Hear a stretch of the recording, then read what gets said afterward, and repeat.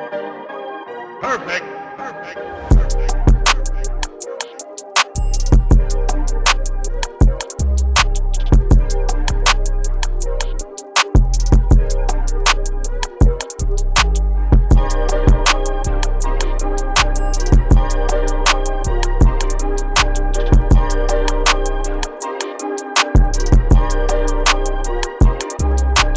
What's up, guys, and welcome to the Isn't It Crazy podcast. Today, I want to do a fan submission. This fan is a good friend of mine.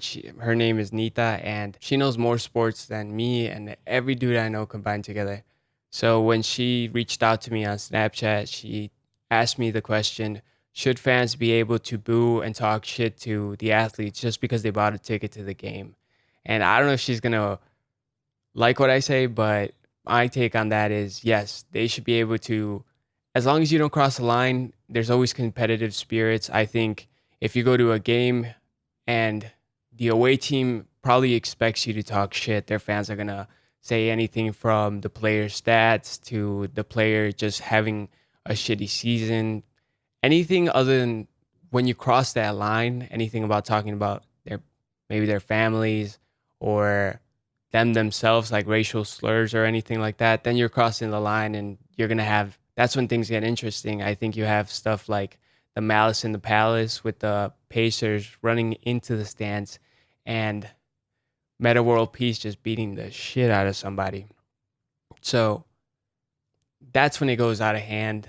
And that's when I think either the fans cross the line by throwing something at them, saying racial slurs like they did to Kyle Lowry and the Golden State Warriors owner, where he said something to him and Kyle said, don't say that shit to me. And he got in his face and it became a huge thing.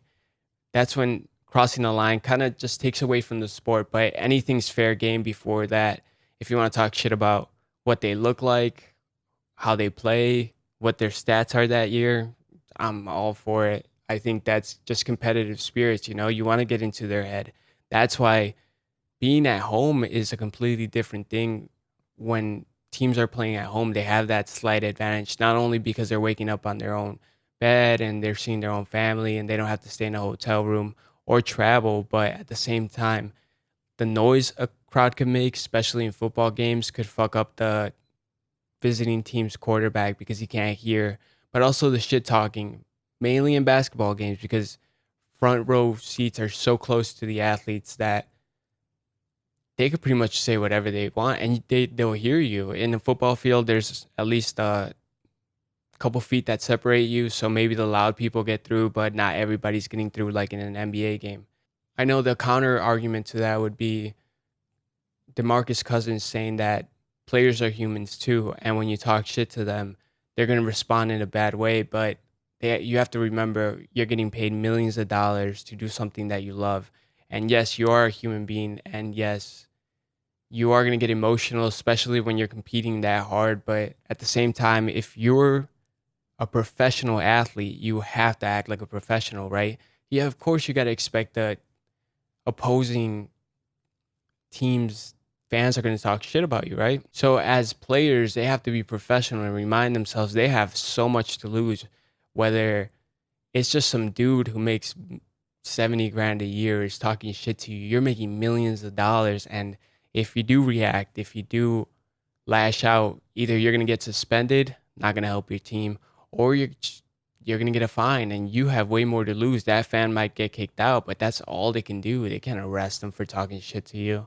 Um, if they do cross the line and you get your ass beat like that guy did when he threw the cup at Meta World Peace, then that's on you. Do it at your own risk. You know, these are very high emotion, highly competitive people that you're poking the bear, and if that bear decides to attack, you're not going to do well. Even if they're not fighters, you're not going to do well against a professional athlete that works out every day, and you probably work out 3 times a week. So, just to reiterate my point on this, if you want to go to a game, you are entitled to talk shit, but you're not entitled to cross the line.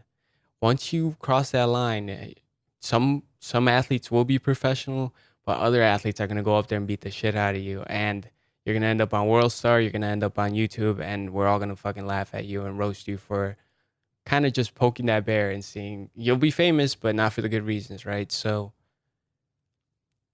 definitely buy a ticket. Go have a. That's what makes the games fun. You know, when you have a rivalry and these fans hate these fans because these fans talk shit and it goes back and forth. It makes the game exciting, and I think I'm all for it. If you want to talk shit to athletes, go ahead. Just, be aware that these guys, their limits could be, that line's going to be different for every athlete. Some athletes, like veterans, they've heard all the shit you could say. They've heard all the bad stuff you could say. Some even hear the worst stuff you could say. You could be talking about their wives or calling them racial slurs and they don't do anything. Other guys, you could just tell them they suck at basketball, like Russell Westbrook, and he's going to go berserk on you. He's gonna talk shit. He's gonna threaten you. There was this video where he's telling the guy he's gonna beat him up, and I don't know what the guy said. He might have crossed the line, but Westbrook's definitely very sensitive, and he's not gonna take shit from anybody. He's just gonna talk shit. I hate Westbrook. If there's one player that just rubs me wrong, it's Westbrook, and for other reasons, not just because he talks shit to fans. But he did smack the phone off a fan's hand, and the fan was just being a fan. See, that's where the instance that Westbrook crossed the line, not the fan. Maybe the fan was saying something to him. He was taking a video. He had it in his face. Westbrook had gotten a technical foul, and he was getting kicked out of the game. And for Westbrook to smack the shit out of his phone, I thought like that should he should have gotten like at least a fucking fine or something. But if you want to be a fan, talk shit at your own risk. And every Thursday I'll be doing fan submissions like that. So keep them coming. I know there's two more fan submissions that I've gotten, and I'll be talking about that. But after that, I'm gonna run dry. So just keep bringing them in. Even if you did one, I do another one. Like it just keeps it going. So shout out to Nita for that. It definitely made me think about how fans should conduct and how they shouldn't conduct, and just do it all at your own risk. Now, something I'm really excited to talk about. This whole week has been International Fight Week, and to cap it off, they're having a UFC 239 event in Las Vegas, and that card is just stacked with fighters. And I've been looking into the fighters themselves, their profiles, and I just want to. I love the UFC, and the more involved I get, the more I love the sport, and hopefully if you haven't seen the UFC, this will turn you on to it because it's such a like exciting feeling to be waiting for a fight, especially these kind of fights. And a lot of people don't know what martial arts is, especially the masses. It's growing as a sport, but at the same time, if you're not watching UFC, you're missing out on a lot of great fighting. And a fight's always a fight's always exciting because you have your favorites and you have the people you don't like, but at the same time, like it's such a like boxing. It's gonna go 12 rounds most of the time. If you have somebody like Deontay, maybe you expect a knockout at the beginning, but when you get into MMA, it's completely different because the knockouts and the submissions, there's more ways to end the fight. So it's really exciting, and I definitely want to talk about this. So let's just jump into it. Let's just start at the bottom of the card and then work our way up. There's only a couple fights I want to talk about. I did talk about two fights: George Masvidal versus Ben Askren, and I made my choices between Amanda Nunes and Holly Holm. Now, one fight that I'm interested in is Diego Sanchez versus Michael Chiesa. And I think the only reason Diego's going to lose, he's a veteran. He's going into UFC Hall of Fame this week, and he's a good fighter. But there's this drama where he left his camp and he only has one cornerman that's going to help him that night. I think when you have drama and you're focusing on things that, like that, Diego was with this camp for 10 years and he left because they were paying more attention to two other fighters in the same card, Holly Holmes and John Jones. And there was this interview where he talked about how they didn't invite him to the team meetings. They were out eating and stuff like that. And maybe he just felt left out. He felt like he was the odd man out. And he decided to leave his camp. I think a week before the fight, and that's definitely no good. You're working with these people for 12 weeks and they're telling you, they're giving you different looks and they're there for a reason, and you trust these people, and to lose the people who are helping you and you just end up with one person, maybe he wasn't the key person that was helping your career. And I think he's too focused on that, not focused enough on the fight. He's not going to have enough help on the fight. And um, all those things are going to make Michael Chiesa just come up on top. And that leaves a sour taste in my mouth because Michael Chiesa is definitely not one of my favorite fighters. He he's a good fighter. He just lacks, like, I don't know, something rubs me wrong about that dude. And hopefully the next fight he gets his ass whooped. I don't know. We'll see what happens. But let's talk about the main event, which after seeing each previous fight that these guys have been in, it's hard to tell who's gonna come up on top. I have my choice, and the fight I'm talking about is John Jones versus Thiago Silva. John Jones is an American fighter from New Mexico, Albuquerque. At least that's where his training camp is. And Thiago Silva is a Brazilian fighter coming from Brazil. I don't know which city he comes from, but the reason I'm excited for this fight is because a lot of guys look great when they're coming up till they fight John Jones. John Jones' ability to his length and his MMA skill allow him to problem solve so much faster than these guys can readjust, I guess you could say. And everybody looks great coming up. Thiago knocked out Jimmy Manuwa, and he's knocked out plenty more. But Jimmy Manuwa was a number 7 ranked lightweight in the world. So there's still people before him. I think Thiago should have fought Alexander Gustafsson or Johnny Walker before this fight. I know Johnny got injured, but Thiago definitely, I guess he deserves it. I know John just wanted to keep fighting. In the last 12 months, he's had 3 fights, so he just wanted to have a consistent fighting schedule, and he was just picking everybody and anybody, and he picked somebody that can cover distance at a really fast pace because he's so athletic and just has a lot of aggression and burst into his movement. And he does pack a punch, but at the end of the day, I think it's nothing John hasn't seen. I know his capoeira is insanely good for Thiago.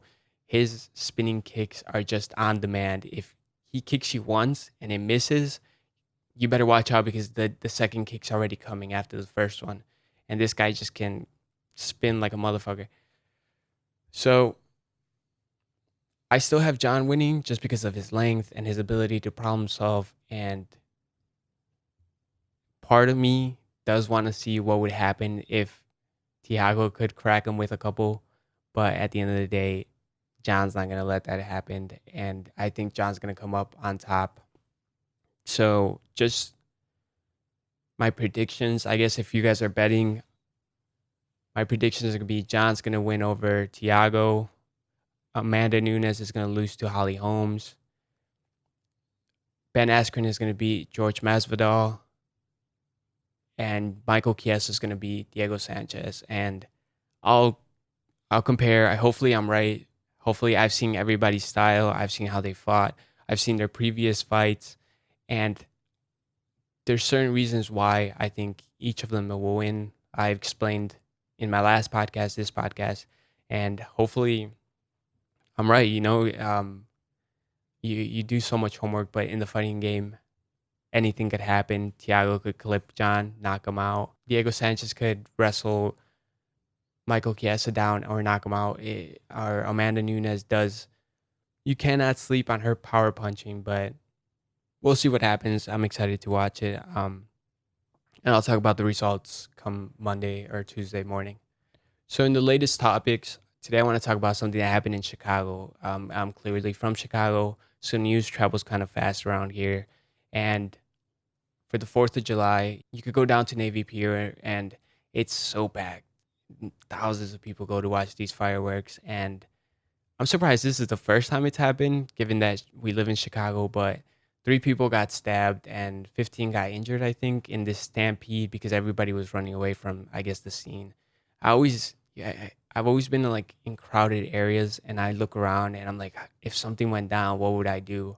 Kind of like a little fun game I like to play. Well, we're waiting for something to happen. Maybe we're at the movies, or you're always thinking like, where am I gonna run? What if somebody brings out a gun? Would I jump in front of him, or would I just go down? I don't know. I think weird sometimes. But last night, three got stabbed, 15 got injured in a stampede where everybody was running away from the scene. And this is why we can't have nice shit.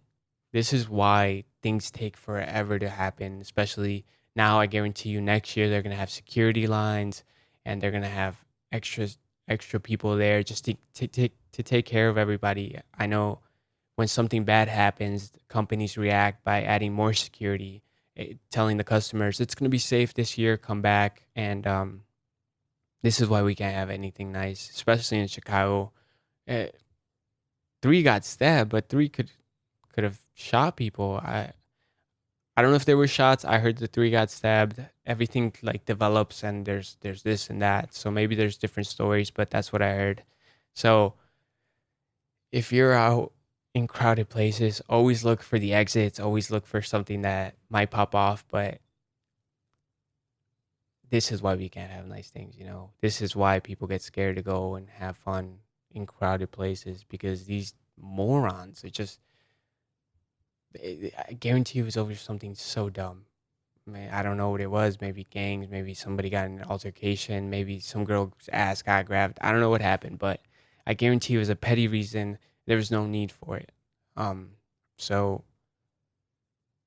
when it comes to that, I think people should always carry protection, but at the same time, be responsible with it. And it sucks to hear that stuff like I know my family was out at Navy Pier. I hate going to Navy Pier. It's packed every fucking year, and you have to stand for the fireworks. I'd rather just go to a park somewhere and light my own fireworks, right? So, hopefully those people come out alive, and hopefully shit like this doesn't happen everywhere, because I know a lot of fear gets spread, and then nobody wants to do anything, and then the city's kind of just boring. So, in other news, people are going crazy over this Black Mermaid thing.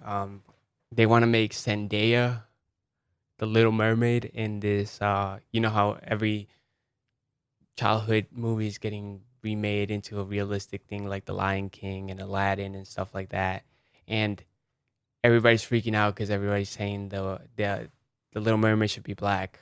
But I think just stick to the script. Why do you have to make it racial? They had the whole thing about Spider-Man and Childish Gambino being the Spider-Man, and they were gonna make him black, and people lost their shit, and they're like, no, well, Peter Parker's always been white, and now they're saying the Little Mermaid is a redhead. She's a redhead with white skin. She's a ginger. How did you guys get black? Where did you guys get Zendaya from? It's insane. You just stick to the script. If you guys want to watch what if they made The Lion King, but instead they made him with cheetahs? Hey, everybody lose their shit, right? Because no, they're lions. It's The Lion King. Why would you make it a cheetah thing? It's kind of dumb to think that you're gonna replace a white ginger with Zendaya, who looks nothing like her. If you want a realistic thing, then you got to make her white ginger. All right? Who cares? Just nobody's even gonna watch that. Little kids are gonna watch that. If you're 30 years old arguing on Facebook whether she should be white or black, you have a lot of time on your fucking plate, and for something that isn't even gonna matter. You could sign all the petitions you want. You can make it viral. At the end of the day, the person making the movie is gonna make the shots, and they're probably gonna stick to the script. Unless, what do you want? Okay, we'll switch Zendaya. We'll make her black, right? African American, and we'll make Sebastian a seahorse, and we'll make what the prince or whatever, the guy who marries her at the end, we'll make him fucking 2 feet tall and a cricket. Why? Let's just change the whole story up. That's not the story that we grew up with. Just stick to the script and avoid all this. I don't know why people they make up silly arguments, and then they pick a side, and then they hate the other side because they start calling them racist and saying that stuff. It's such a waste of time. Whoever's making the movie is gonna make her white and redheaded, and that's it. So you're wasting your time. And just to finish it off, I want to talk about the USA versus Mexico. I know everybody wants to see that on Sunday, and my pick for that is going to be the USA. And I know my dad's probably about to throw the fuck up right now, and he's probably going to disown me because we should probably be rooting for Mexico, but I think the USA can finish better than Mexico, has faster and more skilled players than Mexico.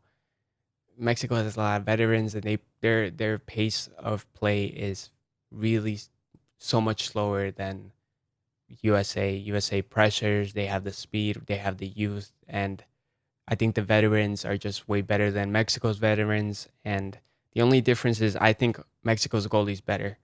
I have a hope that Mexico wins. I want to see them win, but at the end of the day, I think skill, speed, and just their ability to have better, like younger veterans, it's going to be just so overwhelming that Mexico is going to fall to them. They can't really finish, and if you look at their record, they either went to penalties or they scored one goal, and it was a penalty. It wasn't even them, and USA's out here scoring 2 goals, 3 goals, and they're making better decisions. I know the captain of Mexico said he talked to the young guys and told them you have to make better decisions, but USA is already doing that, and they had practice at doing that. So I think they win the final, and I have a little hope Mexico wins, but we'll see what happens. And that's my podcast today. Thanks for watching. And shout out to the people who like my Instagram post. If you haven't followed me on Instagram, it's Isn't It Crazy Podcast. And just subscribe if you're new to the channel. Thank you.